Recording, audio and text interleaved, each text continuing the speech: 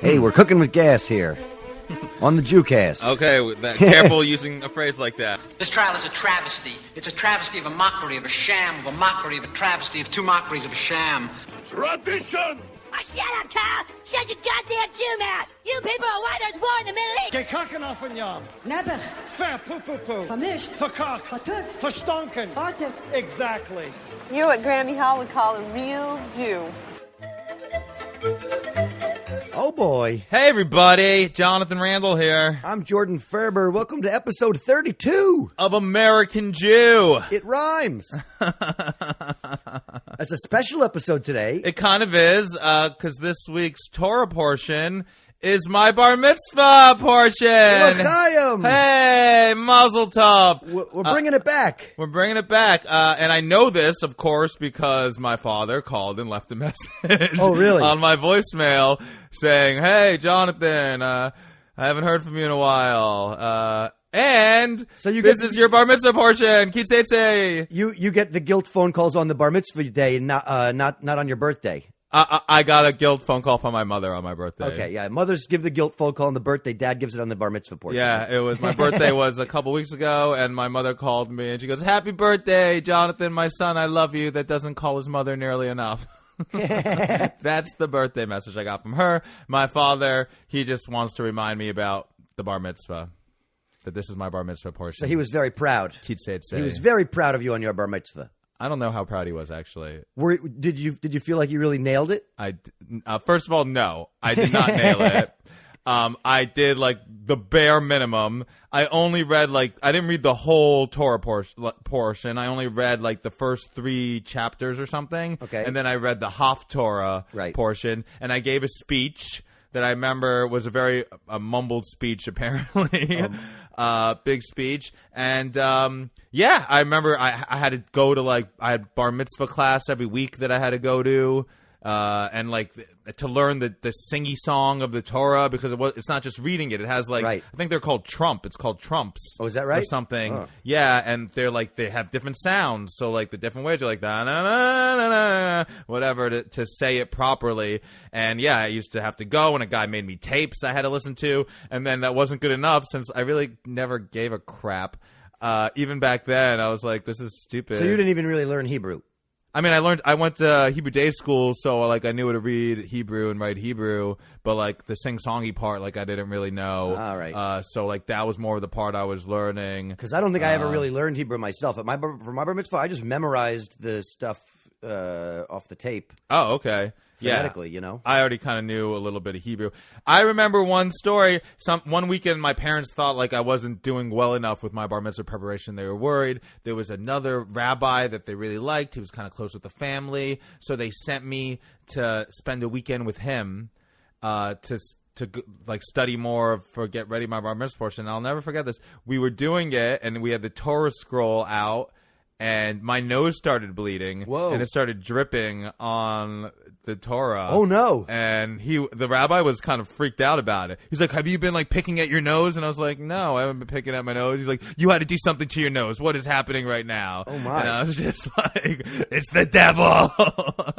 It's like the most Jewish nose ever, bleeding on the Torah. Bleeding on the Torah. So Bleeding on the Torah liberal, that's me. You really left your mark on your Torah portion. I did. Hey, now. I had a lovely bar mitzvah. I actually have a joke now that one of the reasons why my siblings hate me is because I had a better bar mitzvah than them. Oh, really? Like Yeah. a better portion, or you made more money? No, I had a better party, and I made more money. Yeah, right. all of that. Yeah. What was the theme of your party? The theme of my party was Jonathan's Hard Rock Cafe. Nice. It was very nice. I still have a T-shirt. Yeah. From the Jonathan's Hard Rock Cafe that I only let special girls sleep in. And I had a Hard Rock Cafe. My parents put tents up everywhere in our backyard, in our front yard, there were tons of video games and a big Hard Rock sign and a band, of course, and I sang some medley about my parents and my siblings and my close relatives. Yeah. And they had a luncheon after I read the Torah portion, and my parents really went all out. They took me and 20 of my friends to Disney World for 2 days. Wow. They rented a huge bus. charter bus, and we all got on it, and we went to Disney World for 2 days. I don't know, they really spoiled me. Wow, yeah, that does sound for my bar mitzvah. And then my youngest brother just had like a lunch at a rabbi's house. No wonder they hate me. Well, it's not like it's your fault. I know. What's their problem? Anyways, Were you the last one? No, I'm the eldest one. You're the oldest. I'm the oldest. So they ran out of money after yours. Well, no, my parents went through like this awful divorce, and they like spited each other out of the money. You know, they didn't. So unfortunately, I guess when I was growing up, I had the most affluent childhood. Right. The theme of your other siblings' bar mitzvahs and bat mitzvah was broken home. Yeah, right. So I mean, bar mitzvahs. I remember it was like a big thing. It was exciting. I told you this. We talked about this, that they would throw candy after, like, you read the portion. But congratulations, they had little candy bags. I remember it was very exciting. It was a big deal. And the women in the synagogue that I grew up in, it was Beth Israel in Miami Beach, and the women's section was like almost like kind of like an atrium kind of thing, and the men were the whole bottom section, and then the women, it went all around. There was like a balcony. Your temple segregated. Yeah. Women were on top, men on the bottom, and the woman would throw the candy from on top, and it was very exciting, the candy bags. Even as a child, I remember when it was in my bar mitzvah, it was like, all right, candy bags. It's easier to hit the bar mitzvah boy when you're in a raised position. Yeah, right? Let's nail him in the face. Nobody threw candy at me at my bar mitzvah. No one threw. I know, but you had the food fight. We did have a food fight at the reception. At the reception. At the National Arts Club. Yeah, so my bar mitzvah, I mean, geez, it's ages ago now, it seems. It was important to me at the time. I remember, getting pictures taken. I remember there was like the thing that was really popular. I think you have this too. I think I saw your house. It was like a board with a picture, and then everybody writes like a little message. I have it in my storage unit downstairs here, actually. Okay, My parents didn't want it in their house anymore. I remember it in your parents' house. Your parents were like, get rid of this. So yeah, I remember having that, and this is the portion. It's a pretty crazy Torah portion too. Well, so let me ask you, before we get into it specifically, before we talk about it, what do you remember before? I mean, we've been looking at it ourselves the last few days, but what do you remember from the portion itself that you took away from it? Was there anything that you remember specifically? I mean, I remember the speech that I gave had to do with this, like, scaring the mother bird away, which is one of the mitzvahs in this week's Torah portion, before you take its eggs. I don't remember the whole gist of it, but I feel like I wish I could write it over now. I wish I could write my bar mitzvah speech now, and I would have such a better, different, funnier speech. Yeah. I remember. I'm pretty sure though it did open with a joke that was like on the fence of inappropriate. Oh, really? That I did say. What was the joke? I don't remember, but I remember like people being like, ugh. I remember being a little awkward at the synagogue. But people don't understand really what a bar mitzvah is. For anyone that's listening, when you become 13, you become a man. So what does that mean to become a man in the Jewish religion? It also means that we had a very lower life expectancy when the Torah was written. Well, that's for sure. That's become true. A man at 13. But it meant at that age, 13, it's like you take on all the commandments. Like you have to start doing the mitzvahs and doing everything in the Bible. When you turn 13, you're responsible for it. Putting on like the tefillin every day. Those are the little boxes that the Jews pray with on the weekdays, not on the weekends. Right. So bar mitzvahs. I don't know if I have kids, if I'll have a bar mitzvah for them. It's kind of I guess it's like Jewish sweet 16s or quinceaneras. I feel like for a lot of cultural Jews, it's more about the party than it is about the actual ceremony. Oh my God, 100%. My grandmother's bridge partner's granddaughter had a bat mitzvah, and she wanted me to be her date here in New York. And it was the most lavish affair I've ever been to in my life. I could not believe it. I was like, why don't they just give this girl all this money instead of like spending like it had to be like I don't know, $1 million, and I'm not even making this up. First of all, just the pre-cocktail hour. How long ago was this? This was like a year ago or something. A year ago, yeah. Just the pre-cocktail hour alone was unbelievable. Like stone crabs and lobsters and shrimp. A lot of treif. Caviar. Oh, so much treif at this bat mitzvah. And then it was a lobster salad for dinner, and like a filet mignon was like they served, and they had a big dance party, and they had a weird car, and they like like you go into like one of these Dylan's candy shops or whatever, and Right. they had that there. Yeah. They like it was unbelievable how much stuff they had. They had these dumb little croissants that they sell somewhere in the Lower East Side that cost like an absorbent amount of money. And How did she do at the bat mitzvah itself? Did she seem like she cared about that part? I don't know. She just seemed like some rich kid that didn't realize how spoiled she was. But when I went to the bat mitzvah part, it was on some synagogue, off Central Park, and I'd never been to one like that where they had like they were playing like guitar. There was like music going on with it. I was like, yeah, this is a little bit more fun and interesting than my boring temple where it was like you couldn't, of course, use anything with electricity. But I was like, yeah, the rabbi's like jamming out right now. I'm like, that's so cool. As a hip rabbi, I think they need more music in synagogues. But yeah, I guess the shofar is the most they used. Rabbis rocking the shofar. And I think that was only on Rosh Hashanah. And I don't think you could blow the shofar on Shabbat if it falls on Rosh Hashanah because, I don't know, it's muksa or some crap like that. But I don't know. I'm not an expert. I was brought up religious. My father, he was married before my mother. This woman was more Orthodox.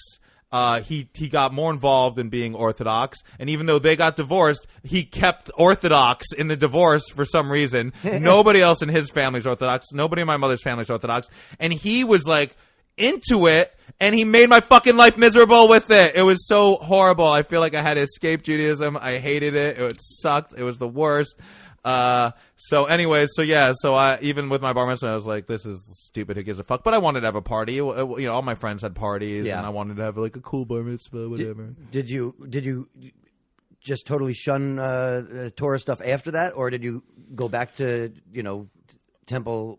Well, no, like I had to go to temple. Like I would get in trouble if I didn't go to temple. Like it was a thing, and I used to. Yeah, I'd go to temple and hang out. I'd come home, or like I'd pretend I'd go. I tell my dad then started going to like a more religious temple, and I didn't want to go there, but he let me go to the less religious one because that's where my friends went. But I had to fake it. I used to think that I was like, this kind of like secret agent where I was like, I'd walk down the street and then all of a sudden like I see some Jews from the community and I have to quickly reach in my pocket and grab up my yarmulke and put it on my head. Oh, really? Yeah, it was kind of like that where like, I remember I would park my car when I became 16. Sometimes I would be like, oh, it became Shabbat. I was hanging at my friend's house. And I would just like kind of park it down the block so I could like drive on Shabbos and my parents wouldn't give me grief about it. Or my dad, really. He was really like, my mom would always, I remember like be like, if there was a light left on, she'd be like the whoops, and accidentally. When did you stop doing that stuff? When did you stop caring, I guess? I stopped caring like pretty early on. Like I would go through the motions, but like I didn't really care. I went to Israel after high school. I was planning on going for a year. I only went for 3 months because that's when I really realized like I don't need to pretend. I don't give a shit about this. I never gave a shit about this. Like, I'm finally of the age, like, I could let everybody know I don't care. And also, that's, my parents had got separated for the first time when I was a senior in high school. My father was really the strict religious force in the family. So when he was gone and he was out of it, I had a lot more freedom and I liked it more. So, I was never into it. I remember, like, having bacon and like being like exciting, like being at like a Denny's or an IHOP or something and be like, I'm going to get the bacon, And it was like, oh my God, Jonathan's getting the bacon. But apparently I was like a bad influence on people that like when it came to Judaism. 2 stories I'll share, I guess. One, when I went to Israel for 3 months, I went there and I went to this place and basically all we were doing in this yeshiva that we went to were a lot of drugs. We did a lot of acid. We did a lot of ecstasy. We did a lot of acid and ecstasy. It was in this little town right outside of Jerusalem. I remember there was an abandoned town like in between that and Jerusalem. I forget the name, but we used to just go there and like trip and do drugs and whatever. I guess it was hard to find weed there. It wasn't that easy to get weed. And we would find some sometimes, but it'd be horrible, really bad weed anyways. But yeah, we got some sometimes. But anyways, this yeshiva that I was in, they thought that I was the bad influence giving everybody drugs. So they said I had to go to rehab. So my parents put me in like some hotel, and I went to an outpatient rehab program. And the rehab program was like, you don't have a drug problem. Like they're like, you could if you keep doing like a lot of drugs, but you don't have a problem. If you really apply yourself, you could have a drug problem. If you try a little harder, then you could be a drug addict. And so I went there for like whatever, a month. And then I was going to go back. I decided, listen, I don't want to stay in Israel, but I want to go back and hang out with my friends at this yeshiva for like a week or two. I had a lot of good friends, from growing up that went there, from summer camp that I met, living in New York, from Florida, whatever. I remember going back there. And when I left, no one gave a shit about anything. Right. Like everyone was doing whatever they wanted on the Shabbat, eating whatever, doing drugs. I'll never forget. Nobody was like, where did Jonathan go? I ran out of ecstasy and LSD. No, by the way, they used to just come to my hotel room and do the drugs. But I remember getting back, and I remember it being like being one Shabbat, and I put on my radio. I put on the CD player or whatever. I started playing music, and one of my friends was like, what are you doing? And I'm like, listening to a song. And he's like, it's Shabbat. And I was like, I've been gone for a month, dude. Like, what the fuck happened? And all of a sudden, like, everybody was religious. And basically, other than, I think, like, one or two of my close friends from that yeshiva that time, all of them became, like, super religious people. Turns out you remove the bad influence. And they became religious. Yoink. So the second story, I had this family growing up that was very close with my parents. They were involved in my parents' meeting somehow, or they were at the party where my parents met, whatever. We grew up with them. They were kind of like our aunt and uncle, even though they weren't our aunt and uncle. And their kids were kind of like our cousins, even though they weren't our cousins. I think they lived in New York. We lived in Florida. We'd get together on Passover or whatever. Some weekends they'd come visit, whatever. So many years later, I reconnected with some of their sons. And we were out, and they told me, they're like, you had such a pivotal part of our childhood. And I was like, what are you talking about? And they're like, we were once staying at your place on a Shabbat, and you go, hey guys, do you want to play Zelda? And we were like, we can't, it's Shabbos. And you go, so what? And they were like, so what? And apparently this just like fucking blew their mind and like opened their mind that like they too were being oppressed by this religion that they didn't believe in. Which, by the way, is a huge thing. And one reason why with all people with religions, like, I doubt their convictions, and like I really don't want to listen to their bullshit, because you don't pick what religion you are. You are the religion that your parents were, that your grandparents were, that your great-grandparents were. So basically, your whole belief system comes down to where in the world you were born and who you were born to. It has nothing to do with what you decide, what you believe in, and what your convictions are. And that goes for, I'd say, at least 75 to 80% of religious people. So saith the legend of Jonathan. Right? Well, let's finally get into this week's Parsha. This week's Torah portion is pretty jam-packed. There's a lot of it in here. First of all, I didn't realize this when I had the Torah portion, but this Torah portion has the most of the commandments, the mitzvahs, of any other. There are 613 of those, and in this week's Torah portion alone, 74. Really? That's a lot. Just in this week's is 74 of the 613. Which one of the mitzvahs? This is like mostly rules, though. It's weird. Some of these mitzvahs are like things like not to do. It's a mitzvah not to do this thing. Right. It's a lot of. There's some really strange ones in there too. Very, and it's very and it's almost like a random list. Like they didn't come up with it in order. It's like, also we forgot this. Throw that in there. Yeah. Quickly write that one down. Remember how earlier I was talking about oxen and donkeys? We have more on that. Let's put that one in there. But it doesn't matter. It doesn't have to be in the same section. We'll put it in later. The laws in Kitzei this week's portion are very interesting. A lot of times they've been like unexciting with the Torah portions, but this week we got some juicy stuff that we could talk about. Kitzei means when you go. So it's the 49th weekly Torah portion. And, of course, it's in Deuteronomy. That's what we've been in, and it has a lot of laws. Which one do you want to start with talking about, Jordan? I mean, we could start from the top. Bringing a woman into your house. Okay, so if you see a beautiful woman, I like this. If you see a beautiful woman and you want it, and you lust after her, and you want to take her as your wife, you could. You could do that. You could bring her to her home, and I like this. She has to shave her head and grow out her nails. And then she has to take a month to mourn her parents that she's no longer with. She only gets 1 month to mourn them. But if the guy is sick of her and he doesn't like her, then he wants to send her away, then he has to send her wherever she wishes. But since he defiled her or took her virginity or whatever, used her and stole her and did all these horrible things, he can't keep her as a slave.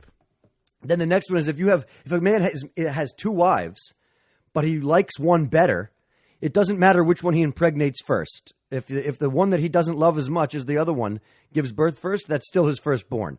Yeah. It doesn't matter if you like hate one woman, so then like you don't like this kid as much. Who's ever the firstborn gets most of the inheritance is the firstborn. By the way, I'm a firstborn. That's maybe another reason why my siblings hate me. Well, I'll tell you this: you're also like a wayward son a little bit. You know, if you're a wayward son and you don't heed your parents' advice. Okay, this is a great part. This is a part I always loved. That this is my bar mitzvah portion. A Ben Sora Mora, I think it's called. Yeah, a wayward and rebellious son. If you have a son who doesn't listen to the parents, who doesn't follow, I guess, the laws of Judaism, who's a glutton and a drunkard, it's like they're describing me. They're describing the person I became. They bring you, and you're supposed to be brought in front of the town elders, and they stone you to death. Yeah, Jesus. All the men of his city shall pelt him with stones, and he shall die, and you shall eradicate the evil from amongst you, and all Israel shall hear and fear. Jesus Christ, right? It's a lot. That's kind of harsh, man. But I think that's so funny that's the Torah portion I ended up with. And then it goes directly into like some happier things. Like if you see somebody else's animals on the road, you have to grab them and bring them to them. Like, hey, you lost your sheep. Oh, yeah, it's into returning people's property as long as the people, right, could prove that it's theirs. That's a good one. I think that's like a moral thing beyond the Torah that I think everyone could get on board with, that if you find something that's not yours and you know who it belongs to, you should return it. Yeah. Then it says in the middle of it, a woman is not allowed to wear men's clothing. Yeah, okay, why are we getting anti-trans all of a sudden, Bible? Nor shall a man put on a woman's garment. Oh, really? For all that do so are an abomination to God. God. Yeah, this isn't a good time for having this kind of thing, because dress however you want to dress. I remember when I went on a teen tour when I was in high school to Israel. I don't know why or how, but somehow I ended up wearing one of these girls' skirts, a really long skirt, and I got like in serious trouble on this teen tour, and I got taken off the tour for the day, and I had to like hang out with like the head rabbi or something because I was wearing a skirt around like Old Town Jerusalem. Wow. You didn't tell one of the people to be like, hey, don't get your panties in a bunch. I should have done that. I think I have a picture somewhere of that skirt. Hopefully I can find it. You had men's heads turning around Jerusalem. I did, I am pretty cute. Then it talks about the bird's nest. Now we're getting into the bird's nest. I read this in my bar mitzvah portion. If you want to take a bird's eggs, you have to shoo away the bird first before you take the eggs. You shall send away the mother, and then you may take the young for yourself, that it may be good for you, and that you may prolong your days. Okay, it comes across like you are shooing away the bird because the bird is going to like attack you if you try to take its eggs in front of it. Right. Which makes sense. Yeah. But that's not how they put it. That's not how they say it. Well, no, I feel like that's how they say it, but that's not how like people are interpreting it. Well, I feel like they're trying to say, it's better for the psyche of the bird for it not to find out that you're stealing its eggs. Yes, I guess this has something. I care for the welfare of this bird. Well, of all people, you're supposed to have compassion for people, and they say it's just as hard for an animal to see its children get murdered in front of them or taken away as it is like for a person. So you should not do that. So you're scaring away the mother bird so it doesn't have to see the horrible thing of seeing its. But you and I know that if you try to take an animal's young, it will attack you to defend. Yeah, and also that bird's still going to be depressed and sad when it comes back, and it has no babies anymore. It comes back with like a worm, like I found this food to feed you. And they're not there. It's like, I don't feel like the bird's gonna be like, oh, well, at least I didn't have to see it. Yeah. That would have been horrible if I had to watch it. And then I like the next thing it talks about. It's like if you're building a house or something, you got to make sure you have a rail so it's like safe. Jews are in construction. You really got to be careful that nobody gets hurt on your construction site. Yeah, safety precautions. Yeah, like you are responsible. You know, you're not allowed to wear a hard hat, so don't fall off the roof. I love it. They like if this is some kind of like insurance they're bringing into the Bible, Right. Or all of a sudden it's like the Jewish people, the union of Jews, like the Jewish unions, like, all right, and we need some laws for our construction guys that they're safe because there's a couple like. I just want to make sure we're addressing some of the liability issues that might crop up here. Absolutely, definitely. Okay, then it comes to the marriage part. If a man gets married and then decides he doesn't like the woman, Yeah, like he's sick of her. And so instead of just filing for divorce, he will make up a story. Oh, I'm going to divorce. I don't want to be with this woman because she's not a virgin. I love it. That's the first thing that goes to, like, if the guy, like, you can't just be like, I don't want to marry her, I don't like her. Like, he has to, like, come up with it, like, she is unfaithful. She's unfaithful, right? Isn't that the thing? Or she wasn't a virgin prior to marriage. Oh, That's- okay. That's what he's saying. They're saying that if the parents will come out and show the cloth that proves that she was a virgin, whatever that means. I think that means that the cloth from the marriage night of the man that shows, like, the breaking of the hymen with the blood on it. Ugh, some people don't throw anything away. Huh? Talk about hoarding Jews. So yeah, so the family will show that the proof that she was a virgin, and if it turns out the husband was just making it up to get out of the marriage, He's fined 100 silver shekels. and he is forced to stay married to her. He is not allowed to divorce her. Haha, you Yeah. should have not lied about it. Exactly, but it turns out if it's true that she's not a virgin, she is stoned to death. See you later, lady. He just had to pay 100 shekels. You die. And then apparently if you're a bastard, you can't marry into the Jewish religion. It tells you the people you can't be with. Like, you can't be with Egyptians. Right. Yeah. So it's also you're not allowed to commit adultery with another man's wife. Oh, yeah. Or if you do that, both people die. Both of them get no killed. adultery, which again is a thing that I think we don't need the Bible to tell us. I think we could all know that that's wrong, even though now today there's like all this non-monogamy stuff, and obviously monogamy is bullshit, and humans weren't meant to be monogamous and all that crap. But don't cheat on your partner or whatever. Like, just tell them that you want to sleep with somebody else. Like, be open and honest about it. Yeah. Or get a second wife.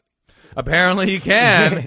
I mean, I just think it's interesting that so many, like you said, there's 74 mitzvahs. Is this one of the mitzvahs? It's a mitzvah to know that if somebody commits adultery with your wife, that he will die and so will she. Well, they're the laws, the mitzvahs, I guess. Yeah, it's kind of a weird thing.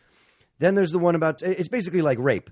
If you get raped in town, Okay, and you don't call for help, both the rapist and the rapee get killed. that's crazy. But if a rapist comes upon you in the middle of nowhere out in an open field and there's no one to come to your aid, if you do call for help, only the rapist gets killed. This is a real, like, if a tree falls in a forest and there's no one around to hear it kind of situation. Don't rape people. It's bad. And yeah, then I like this also thing that if the guy rapes the woman and she wants to marry him, then he has to marry her. Right. Like, because I know a lot of women that get raped, there's like, oh, well, hey, this guy, he's so strong and forceful. He really knows what he wants and he goes after it. That's the kind of guy I want. So masculine. That is so weird of a law to me. But, yeah, you're not allowed to rape, and if you do, like, they'll kill you, right? Right. Now, here's a random one that just comes out of nowhere. No man whose testes are crushed or whose member is cut off shall be admitted into the congregation. If your balls are crushed or you don't have a dick, you're not allowed in the temple. Jeez, come on. Like, sometimes shit happens. Like, why? They have enough badness going for them. Why do they have to be excommunicated from the community? And for a religion that you have to cut off a little piece of your dick, you think you'd be more open to dick accidents. I'm just saying, you want to be part of this congregation, you better come balls. You better bring some balls with you. You better. That's a horrible one. I think we skip one that I think I like it, that if you have people that work in food production or in the food business, they're allowed to eat the food for free on the job. Oh, yeah. Free. That's a great one. And the animals, too. Like, if an animal's, like, helping plow the field and it stops to eat, like, you got to let it eat your stuff. Yeah, be nice to the animals that are helping you. I think that's a good one, that all people should be able to eat if they work at, like, food places. Yeah. There's a lot of stuff that this week that it talks about. It talks about that don't return an escaped slave to his master. I like that one. Oh, hold on. You skipped one. Which one did I skip? There's the one about the troops that you have to be on guard against anything untoward if you have had a nocturnal emission, you have to leave the army. If you come in your sleep, you got to. Really? Yeah. Wow, that is one. No wet dreams in Right. the army. And then there could be no Jewish prostitutes, male or female. No son of Israel or daughter of Israel shall prostitute themselves. And, of course, there's an obligation to keep one word and fulfill one's vow. You don't need religion to tell you that. Yeah, you should keep your word and you should, honor what you say. no charging interest against other Jews, only against strangers. Only against non-Jews, only against Goyim, which might be one of the other reasons why we're so hated and we're looked at as money-hungry scum because we only charge interest to others and not to ourselves. Even though I'm sure now Jews are charging interest. We're all Jewish bankers. They're charging interest to everybody. And then there's some laws against about divorce. Once you've taken a bride, he shall not go to the army for a year for the sake of the household and to give happiness to his woman. Create more Jews. I like that one. He shouldn't, nor shall he be charged with any business, but he shall be free at home and shall cheer his wife who he has taken. Be nice to your wife for 1 year after you get married. What a lovely concept. I love it. He's just 1 year, and then after that you can be a dick to her. Send her away if you think she's a slut.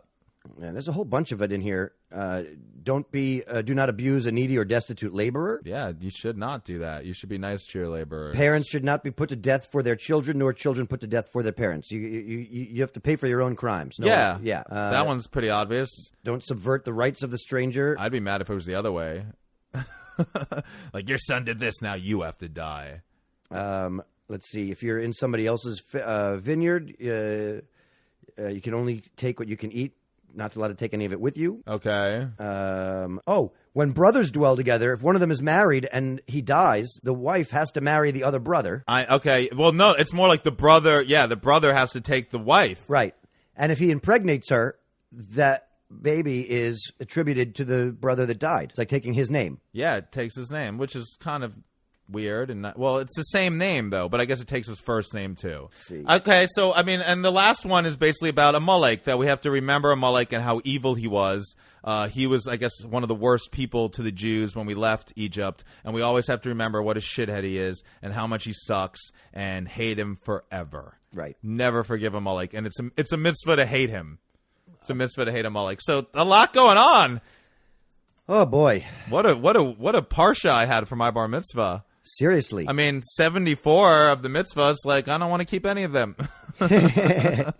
Just when I became a man and I had to keep them all, it's and we want to remind you of these 74, especially the whole stubborn, rebellious son. Well, it's interesting about there's the rebellious son stuff. There's also a lot of laws about divorce, and your parents got divorced right after you delivered all those speeches. It's true. Not right after, but a couple years after. You know what I'm saying. Okay, yes. My parents, me, my bar mitzvah. Did you feel like your dad got remarried? My dad, did I feel like he got remarried? My dad did get remarried. Your dad did get remarried. Yeah. And did he follow any of these laws? Yeah, I'm sure he followed all of them. He's kind of strict about stuff. My parents got a get. I think that's what it's called when you get divorced. You need to get something from a rabbi. He got remarried. I don't think it's working out really well. His new marriage, he doesn't like her. No. He has such a more appreciation for my mother now. He's always being I didn't know how good I had it with your mom. I just think that there's a lot of stuff in that parsha is pretty jam-packed. There's a lot to unpack in there, and I think that most of it is, some of it's somewhat common sense, but some of it's pretty harsh. Yeah, getting lashes, getting stoned. The punishment's just horrible. Death by stoning? Come on. Yeah, that's really bad. I don't understand, because with the animals and with the laws of kashrus, it's they look for the most humane way to kill these animals. But when it comes to killing humans for not obeying the Lord, it's let's find the worst way to do it. Here's the other question I have. I don't understand why somebody with crushed balls or no dick is not allowed into the temple. There's no other explanation for that. Everybody that goes against God or does something against another Israelite gets fucking stoned to death. How do you just lose your dick? It's very. I know things are already going bad enough for you. What else do you have to do other than go to temple? I haven't read one parsha Torah portion that mentions if this happens, you crush that man's balls and cut his dick off. When does that happen? I do not know. What? Maybe that's coming up in next week's. we're getting pretty close to the death of Moses. But I mean, if you're bringing up crushed balls and cutting off dicks, I mean, like that seems to be like the big closer. Well, I'm glad, Jordon, you have such compassion for people with crushed balls. Well, thanks, everybody. This is our first 36-minute episode. Doubling up on Chai, 2 times life. This is Jonathan Randall. Check me out on Instagram, at Jonathan Randall. Check out at American Jew Podcast, or on everything, or on Twitter. We're just at American Jew Pod. Email us at americanjewpodcast@gmail.com. Shout out to our boy Dan Mandelbaum for sending us an article. We appreciate it, but we didn't want to talk about it because it was too nice to net in Yahoo. Well, we'll talk about it at some point. I feel like it's good right. I think it's good to have Maybe we'll bring it up next week. Perspectives outside of our own, which is why I like talking about some of the Torah portion stuff with you, because you have a better understanding of a lot of it than I do. Certainly, I don't read Hebrew, and I don't think I ever did. Well, I don't read it anymore. Well, thanks for listening, guys. We're gonna. This is a stubborn, rebellious son saying, see you next time. Oh, yeah.